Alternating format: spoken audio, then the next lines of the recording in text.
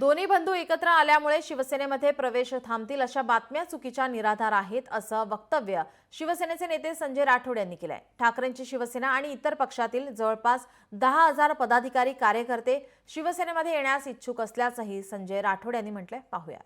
दोन्ही बंधू एकत्र आल्यामुळे खरं तर शिवसेनेमध्ये प्रवेश थांबतील अशा पद्धतीच्या ज्या चुकीच्या निराधार बातम्या आहेत। आज यवतमाळ जिल्ह्याच्या जवळपास 28 प्रमुख उबाटाच्या मान्यवरांनी माननीय शिंदे साहेबांचं नेतृत्व स्वीकारून शिवसेनेमध्ये या ठिकाणी प्रवेश केलेला आहे। जवळपास 10,000 लोक पश्चिम विदर्भातले जे उबाटा आणि वेगवेगळ्या पक्षातून शिवसेनेत येऊ पाहत आहेत, ते आम्हाला म्हणतात की आम्हाला प्रवेश करायचा आहे आणि त्यासाठी शिंदे साहेबांना आम्ही विनंती केलेली आहे की यवतमाळ जिल्ह्यात किंवा पश्चिम विदर्भात कोणत्याही ठिकाणी एका ठिकाणी आपण आम्हाला तारीख द्यावी आणि या पद्धतीचं प्रवेश लगेच आम्ही घेणार आहोत।